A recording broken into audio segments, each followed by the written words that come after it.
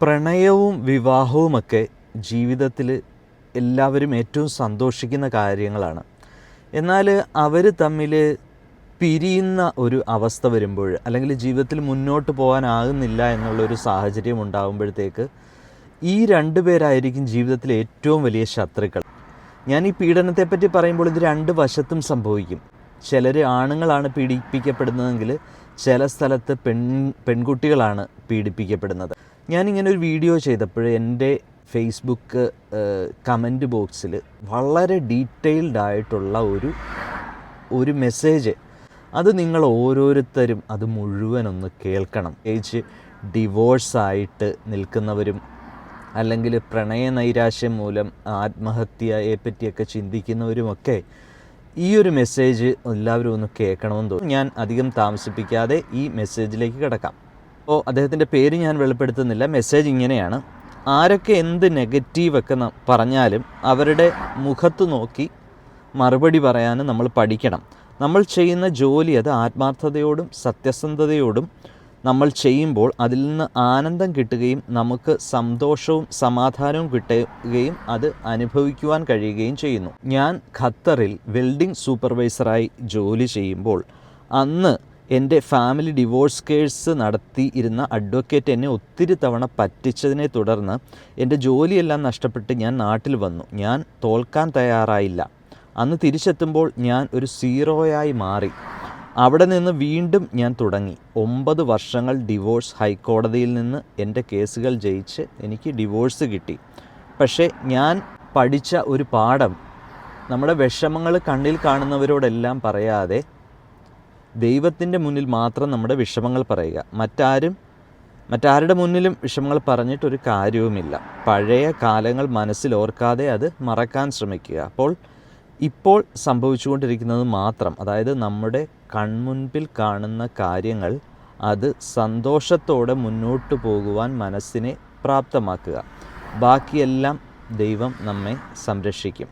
എത്ര തകർന്ന് നിൽക്കുന്ന സമയത്തും ആത്മഹത്യയെപ്പറ്റി ഒരിക്കലും ചിന്തിക്കരുത്. കാരണം ആരും കൂട്ടില്ലെങ്കിലും എത്രയോ വലുതാണ് ഈ ലോകം. നമ്മൾ ചെയ്യുന്ന ജോലിയിൽ ആത്മാർത്ഥതയോടെ സന്തോഷത്തോടെ മുന്നോട്ട് പോകുന്നുവെങ്കിൽ നമ്മുടെ മരണം എത്തുന്നത് വരെയും സന്തോഷത്തോടെ ഈ ഭൂമിയിൽ നമുക്ക് ജീവിക്കാം. എല്ലാവർക്കും നന്മകൾ ഉണ്ടാകട്ടെ. ദൈവം എല്ലാവരെയും സമൃദ്ധമായി അനുഗ്രഹിക്കട്ടെ. അപ്പോൾ ഇദ്ദേഹം ഇവിടെ പറയുന്ന കാര്യം, എന്തിനേയും ലഹരിയൊക്കെ ആശ്രയിച്ചാലും അമിതമായ സുഹൃത്തുക്കളെയോ ആരെയൊക്കെ ആശ്രയിച്ചാലും അല്ല നിലനിൽപ്പ്. ആത്മീയമായ ഒരു ശക്തി ഉണ്ടെങ്കിൽ അതാണ് നമുക്ക് മുന്നോട്ട് പോകാൻ കഴിയുന്നതെന്നുള്ളതാണ്. ഒരു രീതിയിൽ നമ്മൾ പലപ്പോഴും പ്രണയിക്കുമ്പോൾ, അല്ലെങ്കിൽ പ്രണയത്തിന് നാശം സംഭവിക്കുമ്പോൾ, നമ്മൾ വിട്ടുപിരിയുമ്പോൾ അങ്ങോട്ടും ഇങ്ങോട്ടും ചെളിവാരി എറിയുകയാണ്. ഇതൊക്കെ മനുഷ്യ സഹജമാണെന്നുണ്ടെങ്കിലും എനിക്ക് പറയാനുള്ള കാര്യം, നമ്മൾ ഈ യഥാർത്ഥ സ്നേഹമാണ്, യഥാർത്ഥ പ്രണയമാണെങ്കിൽ നമ്മൾ വിട്ടുകൊടുക്കാൻ തയ്യാറാവുക, ഇല്ലേ? അവരാഗ്രഹിക്കുന്ന രീതിയിൽ അവർ ജീവിക്കട്ടെ എന്നുള്ള ഒരു തീരുമാനമല്ലേ യഥാർത്ഥ പ്രണയമെന്ന് പറയുന്നത്. എന്നാൽ ഇതിൻ്റെ പേരിൽ നമ്മൾ നേരത്തെ ആ സഹോദരൻ പറഞ്ഞ പോലെ, പ്രത്യേകിച്ച് ആണുങ്ങൾക്കാണ് ഇത് കൂടുതൽ പ്രശ്നം വരിക. അവരുടെ സ്വത്തുക്കളും അവരുണ്ടാക്കിയതൊക്കെ ഭാര്യയ്ക്ക് വേണ്ടി വിട്ടുകൊടുക്കേണ്ട അവസ്ഥയൊക്കെ വരാറുണ്ട്.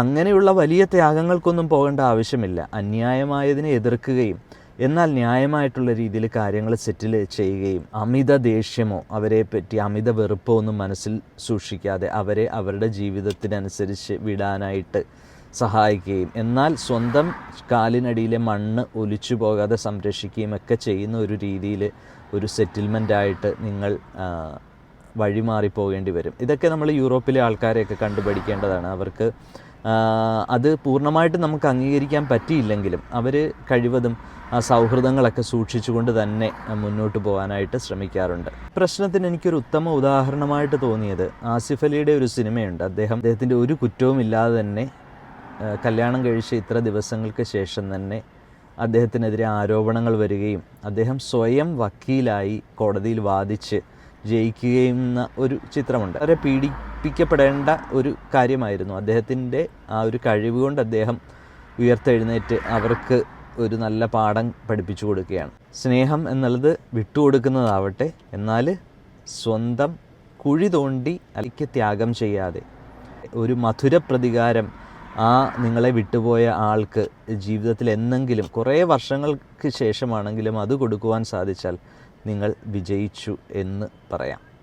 Thanks for watching. See you in next video.